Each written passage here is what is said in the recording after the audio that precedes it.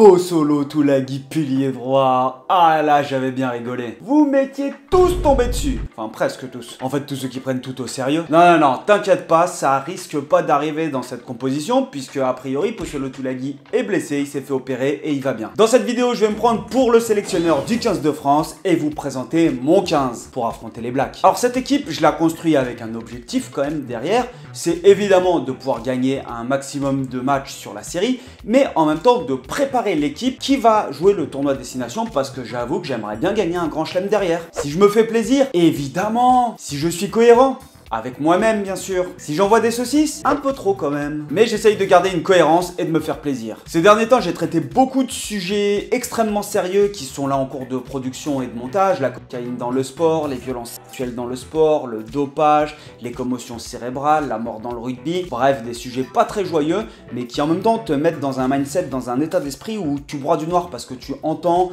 tu lis des choses horribles toute la journée. Donc là, ça me fait plaisir de repartir sur une vidéo beaucoup plus légère. Allez, c'est parti. Si vous avez des commentaires, notez-les au fur et à mesure. Comme ça va alimenter un petit peu le chat, ça va faire remonter la vidéo dans l'algorithme. Et puis on va engager un petit peu le débat. Moi, je vais avoir du grain à moudre quand je lis. Je réponds pas à tous vos commentaires et je vous remercie. Mais au moins, ça me fait plaisir de pouvoir les lire et surtout, ça me donne de la matière pour réfléchir. En première ligne, on attaque avec les piliers gauche. On a Cyril Baille qui est out depuis la fin de la saison dernière. Du coup, évidemment, je vais prendre Wardy et je vais prendre aussi un autre joueur que je trouve particulièrement en forme depuis le début de la saison, qui est physiquement, je trouve que c'est une espèce de marmule. Et je l'ai trouvé très intéressant depuis le début de la saison, c'est Danny Priso. Et Danny Priso, je le fais commencer avec le numéro 1 dans le dos, et Reda Wardy, il est finisseur. Au talon, ça va aller extrêmement vite. Je ne touche à rien. Peato Movaca en numéro 2 et Marchand en finisseur. Ouais, parce que Peato Movaca, il a été tellement énorme dès qu'il a joué que pour moi, c'est le titulaire maintenant. Après, ça se corse un peu. On passe en pilier droit. Qu'est-ce qu'on va faire pour les piliers droits? On continue de tirer sur la couenne de notre Winnie Antonio National. Franchement, je l'adore. Mais je ne suis pas sûr que tant qu'il sera là, il y a un autre joueur qui ait la possibilité d'aller chercher le maillot à sa place. Et ça, pour deux raisons. La première, c'est que déjà, il est extrêmement fort. Et ensuite, la seconde, c'est qu'il y a quand même un respect. Et ça a été la grosse question que je me suis posée. Est-ce qu'il va tenir jusqu'à la prochaine Coupe du Monde? Parce qu'il a quand même déjà 34 ans, le pépère. Alors, en 2027, il en aura 37. C'est peu probable qu'il aille jusqu'à la prochaine Coupe du Monde quand on connaît les exigences du très haut niveau.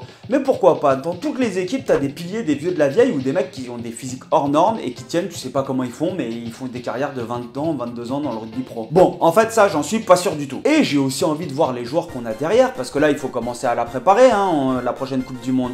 On nous dit, oui, l'équipe premium, l'équipe nanani, on va envoyer des espoirs en Nouvelle-Zélande. Donc, Pépère, il va se reposer un petit peu pendant la plage de novembre. Et dans tous les cas, s'il doit sortir, et bah, il sera rappelé parce que tu le fais pas sortir comme ça en ne le convoquant pas. Tu l'appelleras pour qu'il joue son dernier match en équipe de France au Stade de France, c'est tout.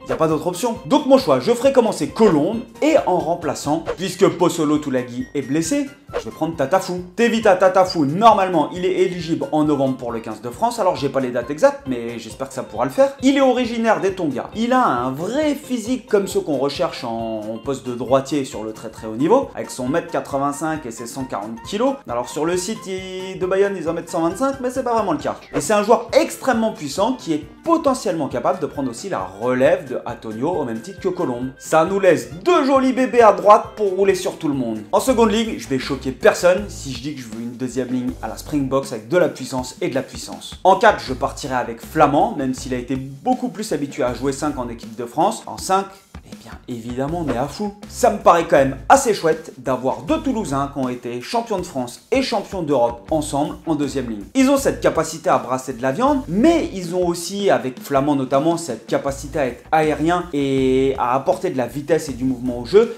Et surtout, ils sont capables de te ressortir des ballons après contact de manière à chaque fois improbable. Et quand je vois la forme étincelante de Meaofou, je me dis waouh! Le week-end du 6 octobre, le Stade Toulousain joue contre Castres. Et là, sur un mec qui part marquer un essai, un peu une espèce de plaquage de côté en poursuite tout en temps, pleuc!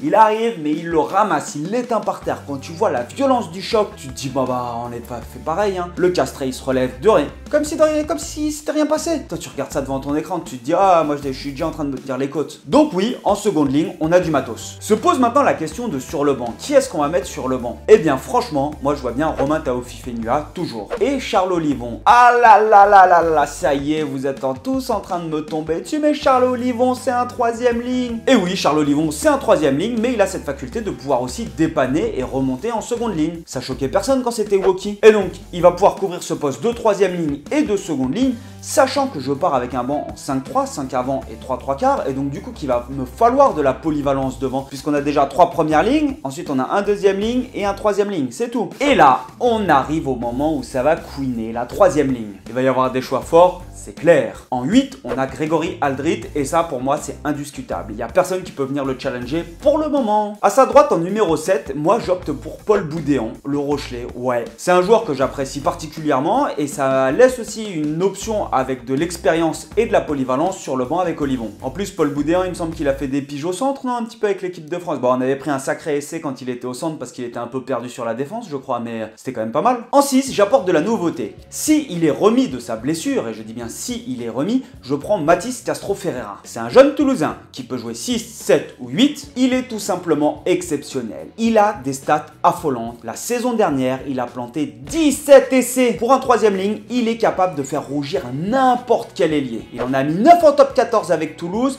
4 pendant la Coupe du Monde U20 et 4 pendant le tournoi Destination U20. 17 essais pendant la saison. Et sur les 9 qu'il met avec Toulouse, il a 9 titularisations et 15 feuilles de match. Alors ouais, il n'a pas l'expérience des autres à ce niveau-là, mais un joueur qui est tout simplement exceptionnel, quand tu le lances, il n'a pas l'expérience. Et ben là, tu vas voir justement directement ce qu'il a dans le ventre. C'est un sacré challenge, après il sera bien entouré. Bon, ça veut quand même dire que tu laisses Cross, Roumat, Jelonche et d'autres sur la touche, je sais. Mais c'est ce que j'ai dit, pour moi, on est là pour essayer de trouver les meilleurs joueurs possibles pour pouvoir aller gagner le tournoi Destination. S'il apporte pas satisfaction, il apporte pas satisfaction. Un joueur qui marque autant en pro, pour moi, faut l'essayer. Maintenant, en numéro 9, c'est Antoine Dupont, et ça, mis à part blessure, je ne suis pas sûr que ça puisse changer pendant les années à venir. Ça va être dur d'aller le challenger. Lucu est extraordinaire en club, mais en équipe de France, il n'a jamais réussi à le taquiner. Franchement, j'ai toujours cette image de Dupont qui est cramé contre les box et de Lucu qui ne rentre pas. Il n'a pas eu le droit à sa chance, j'ai donc sorti Lucu du groupe. Et il faudrait quand même réussir à se sortir de cette Dupont dépendance. Il n'était pas là pour le tournoi Destination et on a terminé deuxième. On a terminé deuxième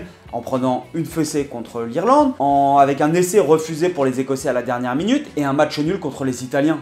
L'Écosse et l'Italie en moins, on est dernier. Bon, c'est pas le sujet de la vidéo. Pour suppléer Dupont, du coup, pour moi, il y a deux options. Soit il y a Jeannot, soit il y a Le Garec. Et j'ai opté pour Le Garec qui a plus de vécu en équipe de France que Jeannot. À l'ouverture, c'est Romain Ntamak et ça, il n'y a pas photo. Et là, pour le remplacer, le choix va être à moitié émotionnel, à moitié subjectif. Eh bien, je prends Léo Barré. Quoi? Tu prends pas Jalibert? Bah non, je le prends pas. Mais c'est honteux, faut que tu prennes Jalibert. Il marche sur l'eau avec l'UBB. Ouais, il a marché sur l'eau l'année dernière en top 14 pendant toute la saison régulière avant de la prendre en finale. Mais au-delà de ça, moi je vous avoue, j'ai l'impression d'être un vieux et de me répéter en permanence, mais j'ai cette image à 5 mètres de la ligne en quart de finale où il essaye d'aller défendre à ce niveau-là contre Etzebet et on prend un essai. Et au-delà de ça, il y a une mentalité que j'ai pas aimée. L'année dernière, quand il va caresser la tête d'Aldrit pour le chambrer après un essai, je trouve ça nul. Même si t'apprécies pas le joueur, tu le laisses tranquille. Il est en train de manger ses morts avec la saison qu'ils font La Rochelle. Il vient de prendre un essai. Pourquoi aller le brancher? Après, on a tous connu des joueurs chambreurs, ça c'est sûr. Mais alors là, aller le faire sur un des patrons du 15 de France avec qui tu joues, je comprends pas.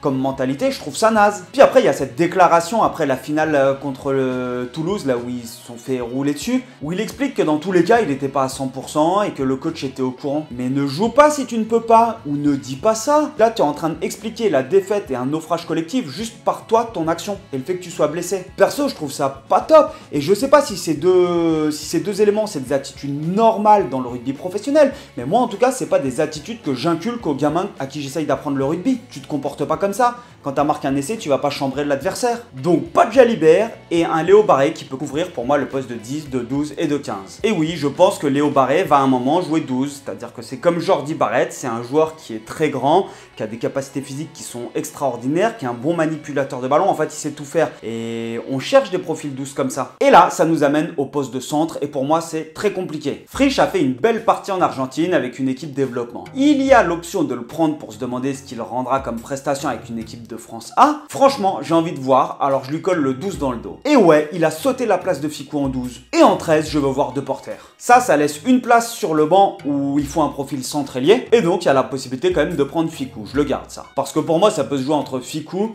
Moefana ou Gaëton. Les trois peuvent couvrir le poste centre ailier. Ça, c'était mon idée avant la blessure de Deporter. Alors maintenant, avec la blessure de Deporter, ça rebat légèrement l'écart. Et donc, du coup, pour moi, Ficou ne va pas être sur le banc. Il va basculer sur le terrain parce que tu laisseras pas Frisch tout seul avec Gaëton. Donc ouais, moi je mets Frisch et Ficou sur le terrain et Gaëton prend sa place sur le banc. À l'arrière, je mets Ramos sans hésitation. Et aux ailes, on va retrouver Penaud et Louis Bielbiarré. Quoique j'aurais bien lancé un ancien, Ali Verratti Raka, 29 ans, est toujours présent. Il met ses 11 à 12, 13 essais par saison et il fait des gros matchs à Clermont. On s'est battu pour qu'il ait la nationalité française. Il a joué 2 matchs à la Coupe du Monde 2019 et passage à la trappe. Bah ça reviendra à appeler Camille Lopez. Donc Penaud et Louis Bielbiarré. Attention, je ne dis pas que c'est l'équipe la plus compétitive, mais c'est l'équipe que moi j'aimerais voir avec, comme c'est ce que j'ai dit, pour objectif de préparer le tournoi destination. C'est-à-dire que tu perds un match ou deux sur tes tests, tu t'en moques. Pour Fabien Galtier, c'est différent. S'il fait pas une bonne tournée, ça va être compliqué pour le 6 Nations. Et si les 6 Nations y passent à travers, bah, je pense qu'on a Galette qui passe à la trappe. Dis-moi dans les commentaires ce que t'en penses et on se revoit bientôt. Topette l'ami.